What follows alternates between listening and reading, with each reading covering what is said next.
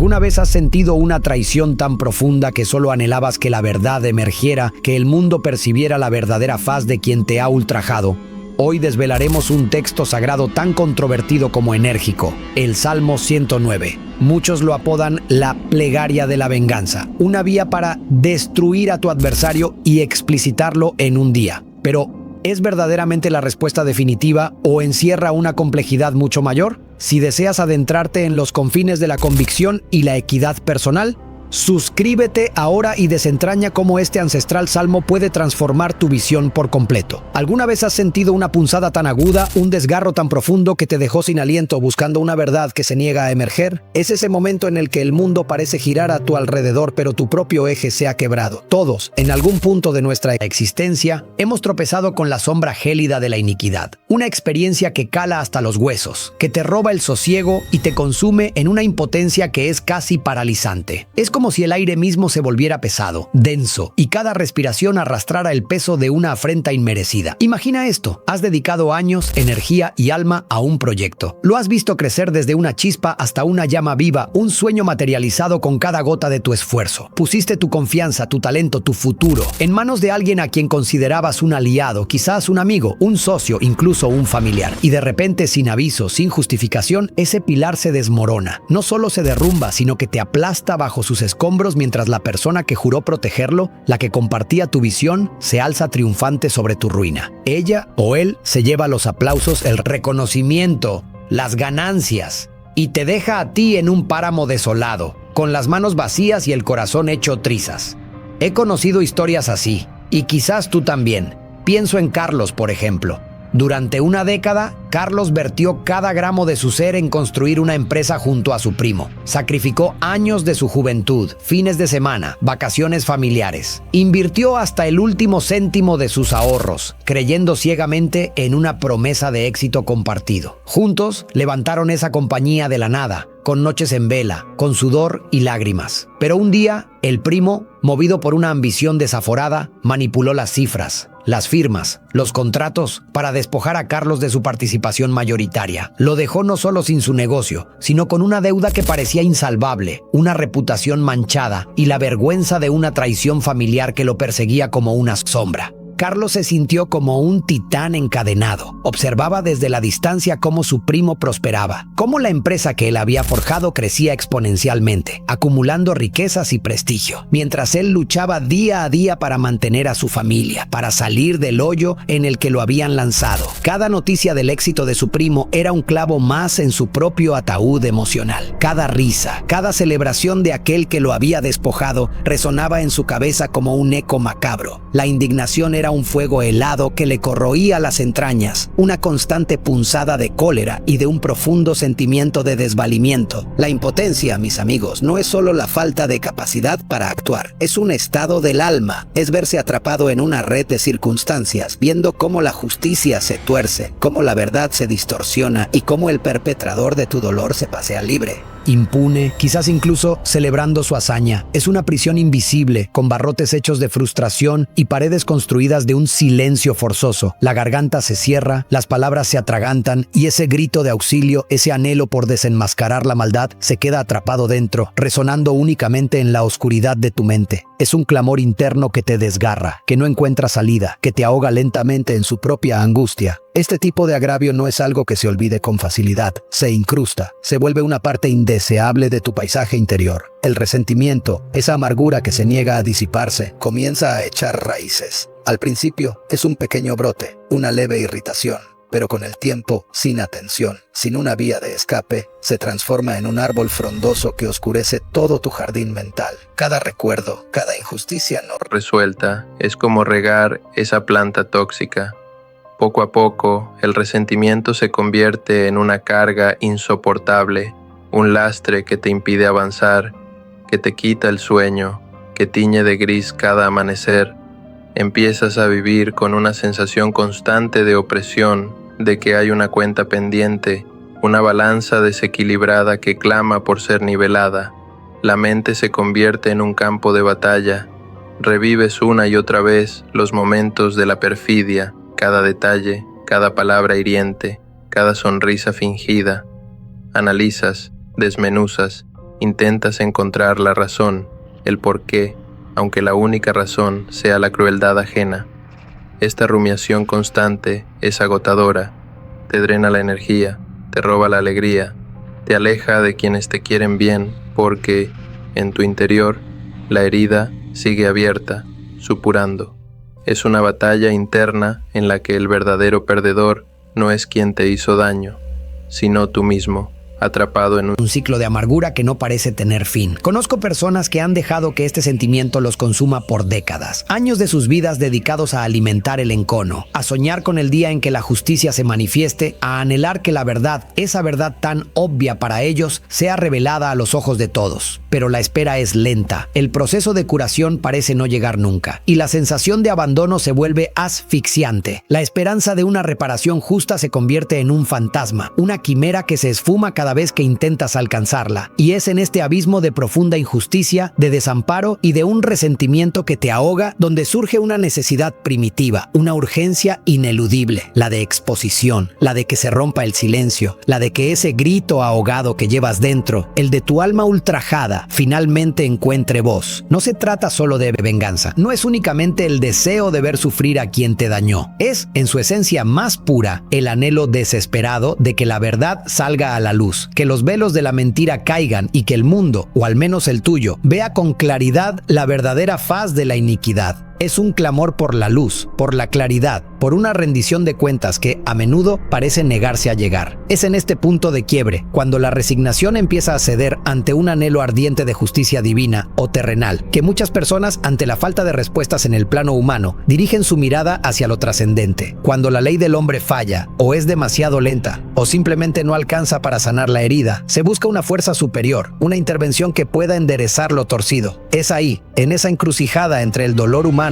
y la esperanza de lo divino, donde algunos encuentran consuelo o quizás una vía de acción en textos que han desafiado el tiempo. Y uno de ellos, el Salmo 109, es quizá el más controvertido, el más miserioso y para muchos el más poderoso de todos. Nos preguntamos entonces, ¿podría ser este un camino, una respuesta a ese grito silencioso que llevas dentro? Hablamos de ese clamor inextinguible, de esa exigencia abrumadora de justicia, cuando todo lo conocido ha fracasado. Y es precisamente en ese vacío, en esa búsqueda frenética, donde la mirada de muchos se dirige hacia textos milenarios, hacia escrituras que insinúan una intervención que trasciende lo terrenal. Pero hay una en particular, una que ha provocado divisiones profundas y ha encendido controversias durante incontables siglos, el Salmo 109. Prepárense, porque lo que vamos a explorar y desmenuzar hoy es, para una gran parte de la humanidad, un abismo moral.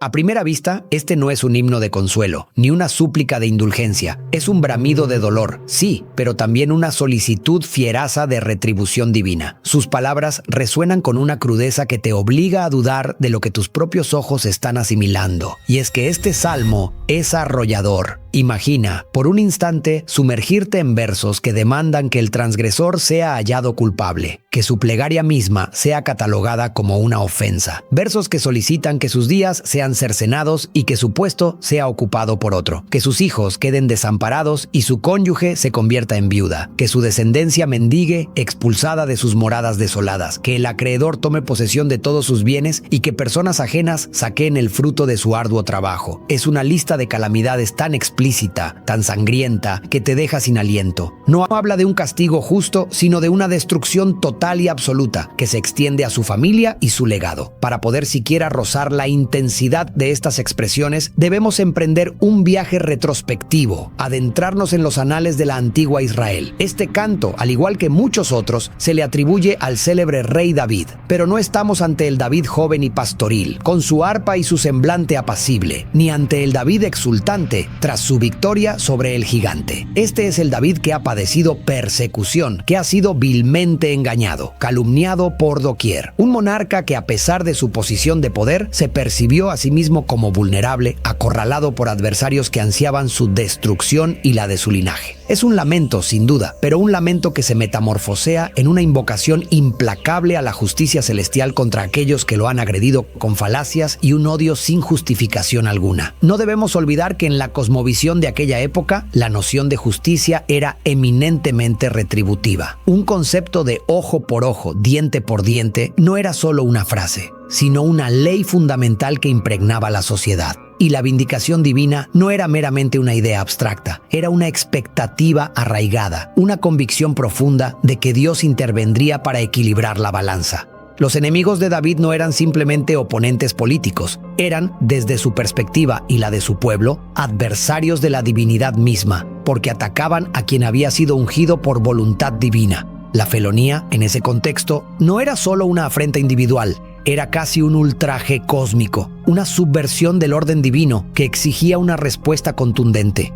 A través de las eras, este salmo ha sido un campo de batalla intelectual para teólogos, pensadores y devotos. Es un plano para la vindicta personal, una suerte de conjuro sacro diseñado para desencadenar la furia celestial sobre nuestros antagonistas. Un sinfín de individuos lo han creído y perseveran en esa convicción. Existen quienes lo declaman con la intención explícita de presenciar el ocaso de sus adversarios, de observar cómo sus vidas se desintegran exactamente como lo describe el enérgico texto. He escuchado testimonios de personas que en momentos de gran desesperación y rencor han recurrido a este salmo como un arma espiritual, esperando ver una manifestación concreta de sus peticiones más cruelmente específicas, una especie de juicio acelerado ejecutado por manos divinas. Pero otras corrientes de pensamiento ofrecen una perspectiva radicalmente distinta, una interpretación mucho más sutil y compleja. Argumentan que el Salmo 109 no es una carta blanca para la venganza, sino una forma de purga emocional, una catarsis profunda, una manera de verter el dolor, la cólera y la frustración más arraigados directamente en las manos del Creador. Es un acto de entrega, de decir, Señor, esto es lo que siento, esta es la iniquidad que me consume hasta el tuétano, y yo carezco del poder, y francamente, del derecho de tomar la justicia por mi propia mano. Te encomiendo mi sufrimiento y te suplico a ti que seas el ejecutor de la justicia, que pongas las cosas en su debido lugar. En esta visión, el Salmo se convierte en un medio para soltar el veneno del rencor, para que no te consuma por dentro, delegando el juicio a una autoridad superior e infalible. Incluso se ha interpretado como una profecía de cumplimiento futuro. ¿Sabían que algunos eruditos perspicaces perciben en este salmo una prefiguración asombrosa de la traición de Judas Iscariote? El apóstol Pedro, en el libro de Hechos, cita un verso de este salmo: «Sea hecha desierta su morada, y no haya quien en ella habite, y otro tome su oficio», para referirse al trágico destino de Judas. Esta hermenéutica altera radicalmente el panorama. Deja de ser una imprecación personal de David contra un enemigo particular y se transforma en una voz profética, un anuncio de las graves consecuencias divinas para la traición suprema, la perpetrada contra el ungido de Dios, Jesucristo mismo. Desde esta óptica, el Salmo deja de ser un grito personal de despecho y se eleva a una advertencia universal sobre el costo de la perfidia. Entonces, ¿dónde nos conduce esta profunda inmersión? ¿Es el Salmo 109 una dádiva, una herramienta sagrada para el clamor por la justicia que, en última instancia, brinda sosiego al alma que ha sido ultrajada? ¿O es, por el contrario, una maldición, un texto peligroso que incita a la oscuridad del corazón, a la furia incontrolable, a una venganza que contradice por completo el espíritu de otros pasajes bíblicos que nos instan al perdón y al amor, incluso hacia nuestros detractores? La pregunta persiste como un eco en el alma. El meollo del asunto yace en la intención. Estamos ante una descarga emocional genuina, un reconocimiento de la malevolencia profunda que subsiste en el mundo y una petición a la única entidad capaz de juzgar con rectitud inmaculada. ¿O es una licencia velada para el odio, una justificación para desear el perjuicio ajeno bajo el ropaje de la espiritualidad? La respuesta no es sencilla, y la línea entre la justicia divina y la venganza humana es, en este contexto, delgada, casi imperceptible para la mirada desapasionada. Cada interpretación lleva consigo un peso inmenso y una responsabilidad espiritual considerable. Las implicaciones de cómo elegimos entender este texto son de una magnitud monumental, porque si interpretamos este salmo de forma literal, abrimos una puerta a una forma de justicia que puede ser absolutamente devastadora, arrasando no solo al perpetrador, sino también a quien la invoca. pero si lo entendemos como una expresión poética de un dolor inmenso, como una transferencia del juicio al ámbito divino, entonces su poder transformador se vuelve inmenso. Nos obliga a cuestionar qué significa realmente exponer a tu enemigo y si esa exposición siempre implica una aniquilación, o si, por el contrario, existe una vía para que la verdad salga a la luz de una manera que realmente nos libere, que nos sane y que no nos encadene al resentimiento.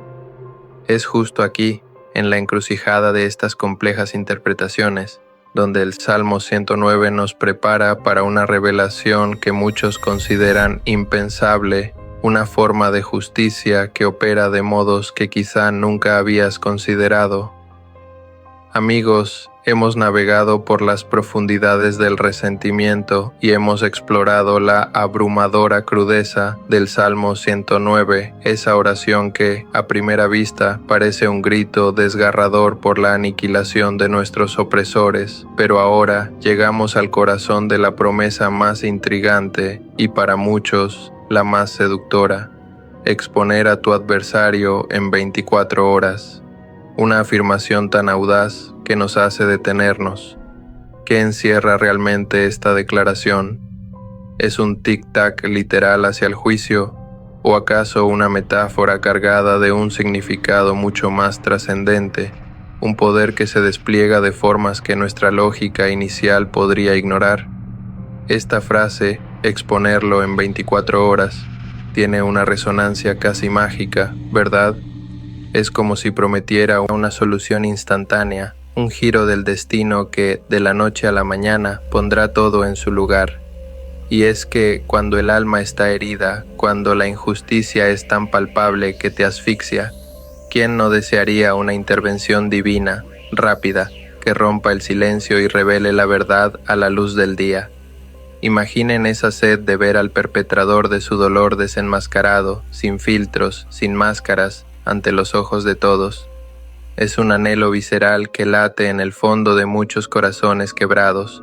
Hay quienes, impulsados por este deseo abrumador, han interpretado esta promesa de forma absolutamente literal.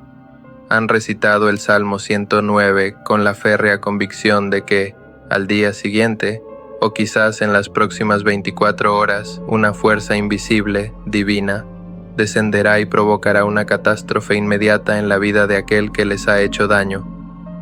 Buscan ver una ruina financiera, un escándalo público, un desplome personal tan estrepitoso como el que ellos mismos han experimentado. Esta es la interpretación más extrema, la que abraza la idea de una venganza divina fulminante, una que no deja espacio para la duda ni para el arrepentimiento. Se aferran a la esperanza de que el cielo mismo actúe como su verdugo, ejecutando el castigo que ellos, por impotencia o por principios, no pueden aplicar. Y es una tentación poderosa, lo admito, la de desear que el universo mismo conspire para nivelar la balanza de una forma innegable. Pero, mis queridos amigos, ¿es esa la única forma de interpretar el poder de la exposición? ¿Es la única manifestación posible de esa justicia que tanto anhelamos? Mi exploración personal y la de muchos otros que han caminado este sendero me ha llevado a una comprensión mucho más profunda y, diría yo, más liberadora. La verdadera revelación, la exposición que el universo orquesta, no siempre se manifiesta en una venganza cruel y pública. A menudo su forma es mucho más sutil, pero infinitamente más potente. Hablamos aquí de la verdad. La verdad, en sí misma, es el arma más formidable, la luz más intensa que puede desmantelar cualquier oscuridad. Piensen conmigo, ¿qué es lo que más teme quien vive en la mentira, en la manipulación, en el engaño? No es la violencia, no es la retribución física, es la luz. Es que su verdadera naturaleza, sus acciones ocultas, sus intenciones veladas, sean desveladas. Es que el telón caiga y la audiencia vea al tramoyista detrás del escenario, al titiritero moviendo los hilos. La verdad tiene un poder inherente para demoler la fachada, para despojar al impostor de su máscara y revelar la autenticidad que ha intentado esconder. Y a veces, esta revelación no necesita de nuestra intervención directa, de nuestra cólera, ni de nuestra mano. Es el universo mismo quien se encarga de que las piezas encajen, de que los velos se desgarren y de que lo oculto, tarde o temprano, emerja. He sido testigo de esto en innumerables ocasiones. Permítanme compartirles una historia, una que me llegó al alma. Conocí a una mujer, llamémosla Sofía. Sofía era una artista talentosa, una diseñadora gráfica con un ojo único para el color y la forma. Trabajó incansablemente durante años en una agencia de publicidad, creyendo en su equipo, en su jefe, en un proyecto ambicioso que prometía catapultar la agencia a un nuevo nivel. Dedicó noches enteras, sacrificó tiempo con su familia, puso su corazón y su alma en cada diseño, cada campaña. El éxito llegó y fue rotundo. La agencia se llevó todos los premios, la reputación creció, los ingresos se dispararon. Pero, detrás de escena, su jefe, un hombre carismático pero sin escrúpulos, había estado sistemáticamente minimizando la contribución de Sofía, atribuyéndose el crédito de sus ideas más innovadoras, manipulando los contratos para asegurarse que las bonificaciones más jugosas fueran solo para él y su círculo íntimo. Cuando Sofía finalmente descubrió el engaño, sintió que el mundo se le venía encima. No solo la habían robado económicamente, sino que le habían robado su reconocimiento, su valor, su propia identidad profesional. Se sentía traicionada, usada, desechable. Su primera reacción fue la cólera, la misma que muchos de ustedes han experimentado. Quería gritar, denunciar, ver a ese hombre caer. En su desesperación, alguien le habló del Salmo 109. Ella lo recitó, con el corazón apretado por la amargura, visualizando cada palabra de la maldición cayendo sobre su exjefe. Se sentía atrapada en ese ciclo de odio, consumida por el rencor. Pasaron las 24 horas, luego una semana, un mes, y aparentemente nada sucedía. El hombre seguía prosperando, su agencia seguía brillando y Sofía se sentía aún más vacía y frustrada. Había fallado el salmo, había fallado su fe, pero la exposición no llegó como Sofía la esperaba, como una bomba que destruye todo a su paso. Llegó como una luz lenta pero implacable.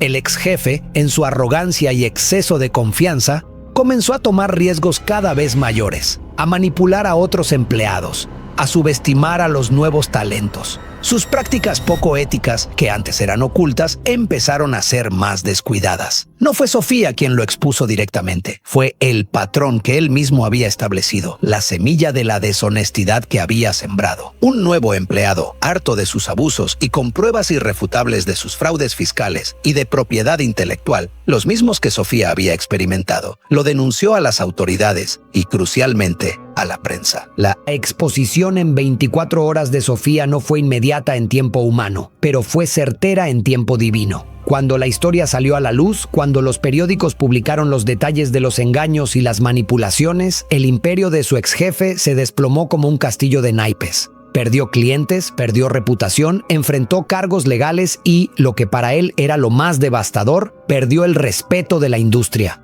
Lo que es más, la verdad sobre Sofía y su talento emergió con fuerza. Otros estudios y agencias que habían sido engañados sobre su contribución la buscaron. Y para su sorpresa, su carrera floreció de una manera que nunca había imaginado, sin que ella tuviera que mover un dedo para vengarse. ¿Lo ven? La verdadera exposición, el poder de la luz, no siempre es un acto de violencia o de retribución brutal.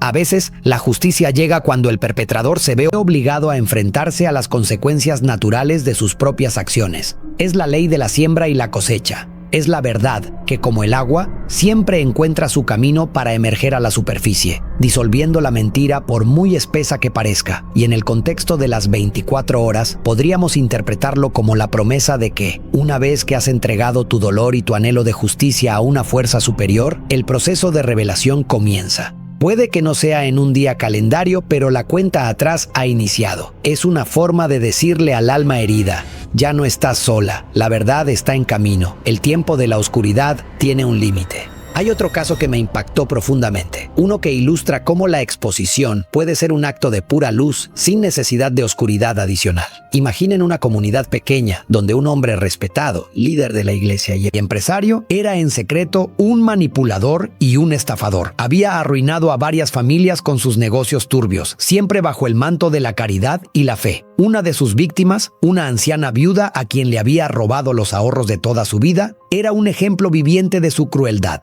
Ella no tenía forma de denunciarlo, carecía de recursos y temía su influencia. En su desesperación y escuchando acerca del Salmo 109, lo recitaba con lágrimas en los ojos, rogando por justicia. Y de nuevo, la exposición no fue un relámpago que lo aniquiló, fue una serie de pequeñas luces que se encendieron. Una persona que trabajaba en su oficina, testigo de sus irregularidades, empezó a sentir un profundo cargo de conciencia. Otra, de su propia familia, comenzó a observar patrones de conducta extraños. Nadie fue a la prensa al principio. Fue la luz, la misma que emana de la verdad, la que empezó a brillar en los rincones más oscuros de su vida. La culpa, el miedo a ser descubierto, el estrés de mantener tantas mentiras comenzó a afectar su comportamiento. Se volvió irascible, errático, y empezó a cometer errores que antes habría evitado. Un día, en un momento de crisis personal y de profunda depresión, este hombre se derrumbó, no ante la justicia, no ante la prensa, sino ante su propia familia, confesando una a una sus tropelías. La exposición vino de su propia boca, impulsada por un peso que ya no podía soportar. La verdad, acumulada y reprimida, explotó desde dentro. Su familia, horrorizada, lo urgió a reparar el daño. Y aunque el camino fue largo y doloroso, y tuvo que enfrentar las consecuencias legales y sociales, la anciana viuda recibió de vuelta sus ahorros, y la comunidad entera fue sanada al conocer la verdad. La exposición en 24 horas aquí fue la acumulación de la carga de la culpa que finalmente en su propio día de juicio se hizo insoportable. Esto me hace pensar que la revelación en 24 horas es más que un plazo literal, una promesa de celeridad divina. Es la certeza de que una vez que la intención de exponer la verdad y buscar justicia ha sido lanzada al universo o a la divinidad, como prefieras verlo, el proceso se ha puesto en marcha. El tiempo de la verdad, de la luz, está cerca. No podemos dictar el cómo ni el cuándo exacto, porque los caminos del destino son inescrutables, pero podemos tener la absoluta seguridad de que la semilla ha sido plantada. Y la verdad, a diferencia de la mentira, tiene raíces profundas e inquebrantables. Entender la exposición desde esta óptica nos libera del ciclo de venganza personal. Nos permite soltar esa carga de resentimiento que nos consume. No necesitamos ser los verdugos, los arquitectos de la ruina ajena. Podemos ser los guardianes de la verdad, aquellos que confían en que la luz siempre, siempre encontrará su camino para brillar. Y al hacerlo, nos protegemos a nosotros mismos de convertirnos en aquello que más odiamos. Porque el Salmo 109, en su interpretación más elevada, no es una licencia para el odio, sino una profunda invocación a la justicia, una que deposita la responsabilidad última en manos de algo mucho más grande y sabio que nosotros. La verdadera victoria, la exposición más contundente, no es la que tú orquestas, sino la que el universo o la divinidad revela por sí misma, limpiando el panorama y permitiéndote a ti, el afligido, seguir adelante, sanado y libre. Así que cuando hablamos de exponer a tu adversario en 24 horas, no estamos sugiriendo un acto de brujería o una maldición inmediata. Estamos hablando de la ineludible e imparable fuerza de la verdad. Una fuerza que, una vez activada por el clamor de un corazón honesto que anhela justicia, comenzará a desmantelar la mentira pieza por pieza hasta que la luz prevalezca.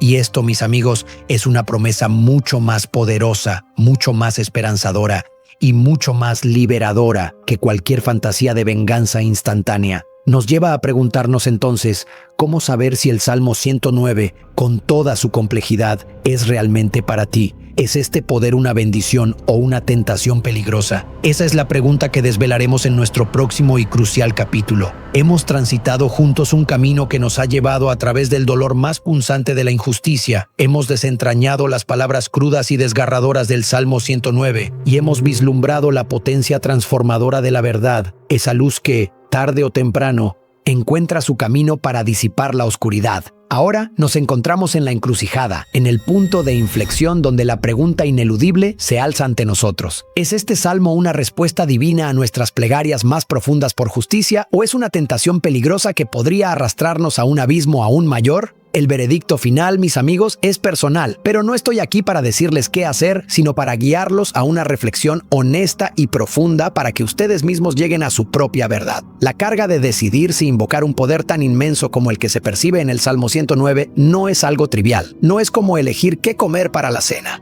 Esta es una decisión del alma, una que resuena con implicaciones espirituales y personales de una magnitud que pocos otros actos pueden igualar. Debemos sopesar cada faceta, cada sombra, cada rayo de luz que este texto controversial proyecta. Primero, consideremos la perspectiva de quienes lo ven como una herramienta legítima, incluso necesaria, en momentos de desesperación. La experiencia humana del dolor es universal. Todos hemos sentido esa quemazón de la traición, esa punzada de la injusticia que nos consume. El Salmo 109, en su visceralidad, nos ofrece una validación de ese dolor. Es como si el texto dijera, sí, tu sufrimiento es real, tu ira es entendible, y hay un lugar donde puedes depositar todo ese tormento. Para muchos, el mero hecho de articular una oración tan cruda, de nombrar explícitamente el deseo de que el mal sea castigado, es un acto de liberación. Permite sacar esa bilis, esa amargura que si se guarda nos pudre por dentro. Es una catarsis, un grito permitido ante el Creador, una descarga emocional vital. Además, para los creyentes, este salmo representa una entrega del juicio a una autoridad superior. Cuando el sistema humano falla, cuando la ley terrenal es ciega o corrupta, o simplemente no alcanza a reparar la herida del alma, el Salmo 109 puede ser visto como un acto de fe. Es decir, yo no puedo, Señor, yo no tengo el poder ni la rectitud para juzgar, pero tú sí. Yo te confío mi causa, te entrego mi sufrimiento y mi anhelo de justicia, y dejo en tus manos el cómo, el cuándo y el por qué. Esta perspectiva transfiere la carga del odio y la venganza personal del individuo a la divinidad, liberando al que sufre del peso aplastante de la retribución. Se convierte en una oración que no busca ser la mano ejecutora, sino el corazón que clama por la intervención divina, confiando en que la justicia perfecta, la que realmente equilibra la balanza, vendrá de arriba. Y si la exposición en 24 horas se interpreta como la activación de ese proceso divino, entonces el Salmo ofrece una esperanza palpable de que el ciclo de injusticia no es eterno. Pero aquí es donde la línea se vuelve delgada y peligrosa. Si bien las bendiciones de usar el Salmo 109 pueden ser poderosas para el alma herida, sus maldiciones, o mejor dicho, sus implicaciones negativas, son igualmente significativas y merecen ser examinadas con la misma honestidad. El peligro más evidente reside en la interpretación literal de sus versos. Si se recita este salmo con la intención maliciosa y explícita de desear la aniquilación total de una persona y su linaje, no solo a nivel de exposición de la verdad, sino de destrucción física y espiritual, nos enfrentamos a un conflicto ético y espiritual gigantesco. Muchos otros pasajes bíblicos, pilares de la fe cristiana y de otras tradiciones espirituales, nos instan al perdón, al amor al prójimo e incluso al amor hacia nuestros enemigos. No pagues mal por mal, bendecid a los que os persiguen, pon la otra mejilla. ¿Cómo conciliar esas enseñanzas con la ira abrasadora que el Salmo 109 parece invocar de forma tan gráfica? Si se usa como una licencia para el odio y la venganza personal, entonces el Salmo no es una herramienta de justicia, sino un veneno para el alma que lo invoca. Te convierte en lo que detestas, te encadena al perpetrador de tu dolor. La sed de sangre, aunque sea divina, puede corromper el corazón del suplicante, oscureciendo su propia luz. Las implicaciones personales de albergar una energía tan destructiva son devastadoras. La persona que constantemente invoca calamidades sobre otro, incluso en nombre de la justicia divina, vive en un estado de resentimiento crónico, de ira perpetua. Esa amargura se convierte en una prisión. Roba la alegría, la paz, la capacidad de amar y de ser amado. Te desconecta de la compasión y te sumerge en una oscuridad autoimpuesta. Deja de ser una oración y se convierte en un rumiar constante de odio, una obsesión que te consume más a ti que al supuesto enemigo. Tu propia vida se convierte en un infierno alimentado por la esperanza de la desgracia ajena. ¿Es eso realmente lo que buscas? ¿Una justicia que te deja el alma vacía y envenenada? Además, está el riesgo de la manipulación espiritual. Algunas personas, aprovechándose de la desesperación ajena, han usado este salmo para justificar actos de crueldad, para maldecir a otros con la excusa de estar haciendo haciendo la voluntad divina. Esto es una perversión del mensaje espiritual y puede llevar a creencias dañinas y a la creación de cultos o prácticas que se alejan por completo de la verdadera espiritualidad. El poder de las palabras es inmenso y usarlas para invocar el mal explícito, aunque sea delegado, carga una responsabilidad que no debe tomarse a la ligera. Entonces, ¿cómo podemos tomar una decisión informada? La clave, mis amigos, radica en la intención de su corazón. Antes de que siquiera consideren recitar este salmo o cualquier otro texto con una carga emocional similar, deben hacerse algunas preguntas absolutamente cruciales y responderlas con una honestidad brutal. 1. ¿Cuál es mi verdadera motivación? ¿Busco justicia, que la verdad sea revelada, que los velos caigan y se exponga la iniquidad para que todos vean con claridad? ¿O mi motivación es puramente vengativa? Un deseo insaciable de ver sufrir a esa persona, de que su vida sea destruida sin redención, incluso a costa de su familia y su legado. La diferencia es abismal. La primera busca el equilibrio y la luz. La segunda busca la oscuridad por la oscuridad misma. 2. ¿Estoy dispuesto a ceder el control? Si invocas una fuerza superior para la justicia, ¿estás dispuesto a aceptar la forma en que esa justicia se manifieste, incluso si no es la que tú visualizaste? Si la exposición llega como la luz de la verdad que libera y transforma, en lugar de una aniquilación brutal, ¿lo aceptarías como una victoria? ¿O seguirías alimentando el rencor porque el castigo no fue lo suficientemente cruel para tu gusto? Entregar el juicio significa soltar las riendas, confiar en una sabiduría mayor que la tuya. 3. ¿Estoy preparado para las implicaciones espirituales y personales? ¿Puede mi espíritu soportar la energía que se invoca? ¿O corro el riesgo de ser consumido por la misma oscuridad que deseo para mi adversario? ¿Estoy dispuesto a correr el riesgo de convertirme en un alma amargada y llena de odio, incluso si mi enemigo finalmente cae? La verdadera victoria es recuperar tu paz, tu alegría, tu capacidad de amar, no quedarte encadenado a la miseria ajena. 4. ¿Puedo encontrar otra vía?